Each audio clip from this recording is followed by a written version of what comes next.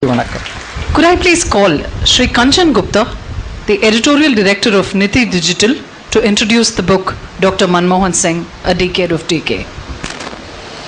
Dr. Subramaniam Swami, Guru Murthy ji, Ramamurthy ji, Nambi Narayan ji, and all friends who have gathered here today, a very good morning to you all.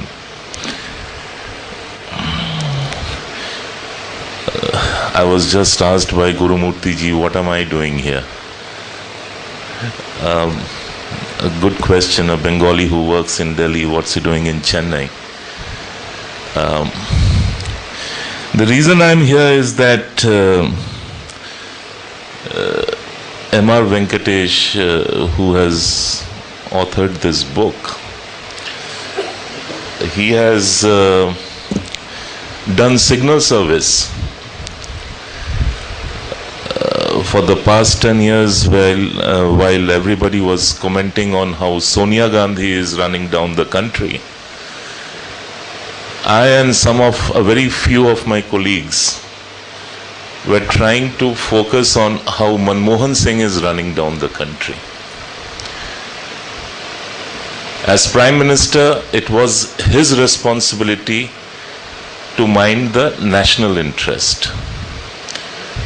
It was his responsibility to look after India's interest. He was not the Prime Minister of Congress, he was not the Prime Minister of Sonia Gandhi, he was Prime Minister of India. And somehow he forgot, or he chose to forget, this simple fact.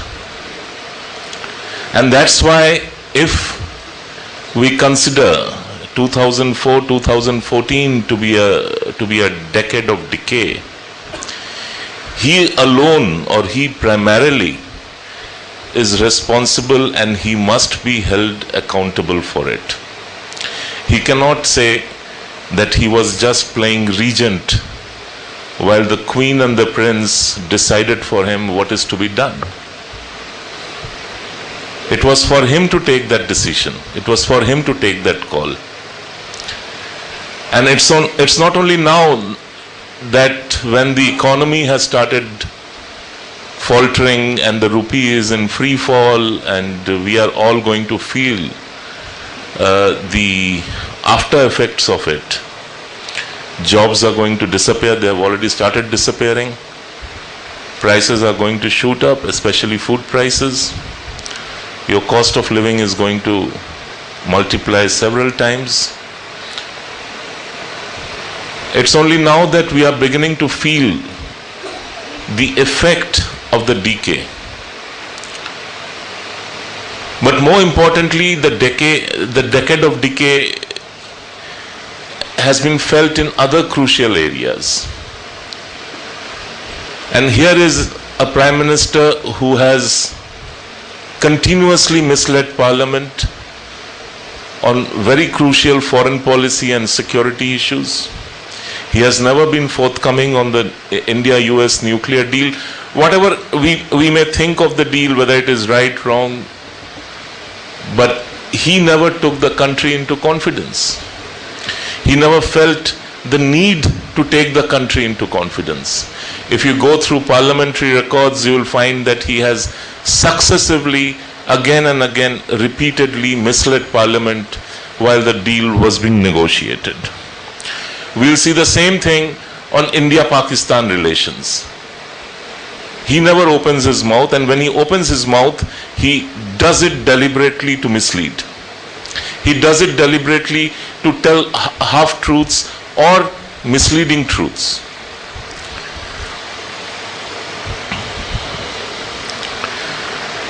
On Friday, the Prime Minister made a statement in the Rajya Sabha on the state of the economy. It was a very banal explanation of what's gone wrong. We all know what's gone wrong. But in the course of making that statement, he wanted to know in which other democracy is a Prime Minister accused of being a chore, a thief, It's not a very nice thing to happen. No prime minister should be accused of being a thief. After all, he holds an office which represents the sovereignty of India. But why has it happened? He has devalued that office. He has demeaned the office. A prime minister is not only supposed to be in office, he is supposed to be in authority. He is supposed to be in control. He is supposed to lead from the front. Mr. Manmohan Singh has done none of these things. A counter question could be asked: in which other democracy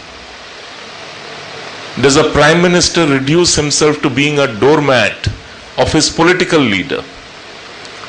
This country has had several prime ministers, some good, some bad, some even tyrannical. But nobody was so supine, nobody was so devoid of a backbone. And this is something which the people need to realize. This is something which we all need to realize. Governments come, governments go. But can we as a nation afford to have yet again another prime minister like Mr. Manmohan Singh? That is a question which each one of us should ask. Those who spoke before me, they pointed out the devaluation of institutions. Institutions have been devalued over a period of time.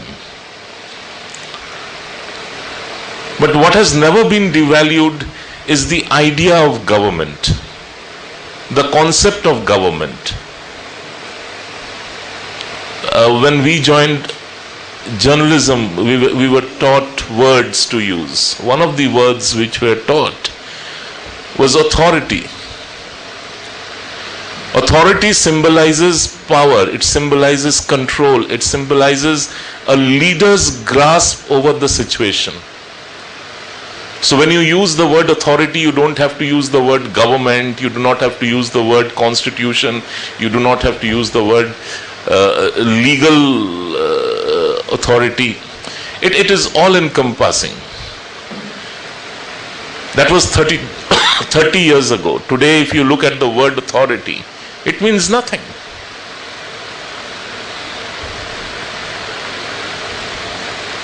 We are not governed, we are ruled.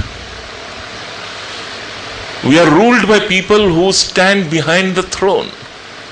And the person who occupies the throne is so unworthy that he cannot even stand up and say, no, this far and no farther. And that's why I am here. I am here because what MRV has done is that he has brought together the big picture. Why this has been a decade of decay. And it's very tragic because economic downturns come, we get out of it. Yes, of course we will get out of it. The Prime Minister's attitude is really, okay, we messed it up, now it's your problem, go solve it. We'll take the temple gold, we'll sell the gold, we'll somehow make do. Stuff happens. But what's frightening is that we seem to be caught in a cycle. If you just look back and if you just go back in time, it is so frighteningly similar to the decade between 1980 and 1990.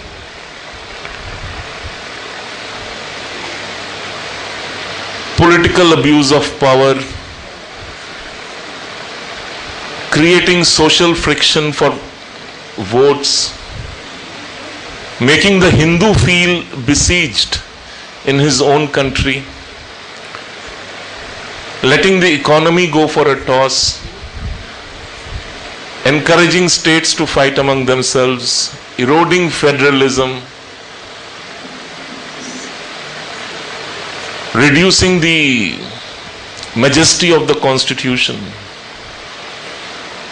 It's all happening all over again.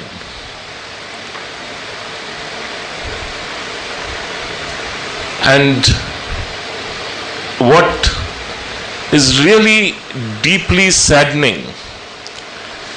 And I say this with no rancor.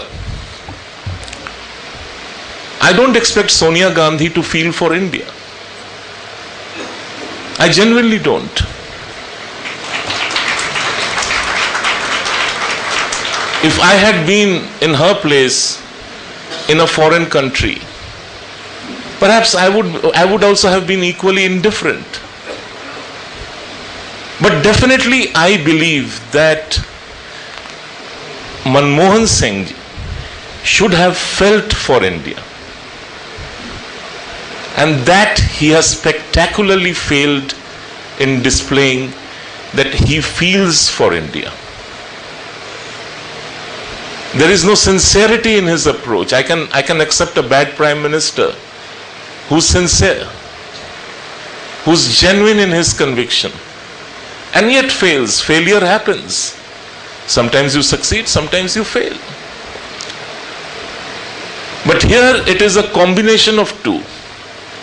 It is insincerity on one hand, and on the other hand, it is a feckless person, a person who is genuinely incapable of discharging the responsibilities of the office he holds. Somebody very famously described him as an overrated economist and an underrated politician.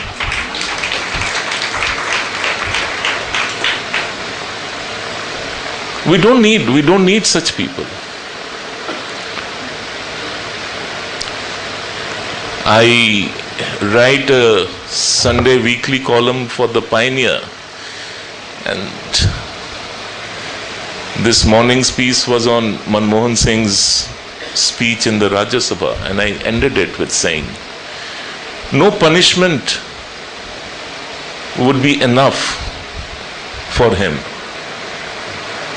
What he has done is he has dragged down the country. He has dragged down the country in terms of the economy, in terms of its social structure, in terms of its political institutions, in terms of its stature in the Committee of Nations.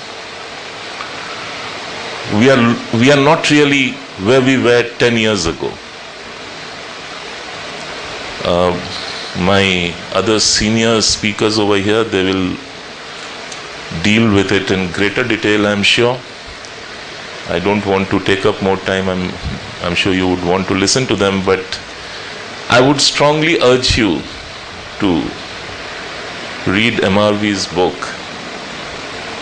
and spread the word that the enemy is within, and unless you fight the enemy within, you cannot fight the enemy outside. Thank you very much. Thank you.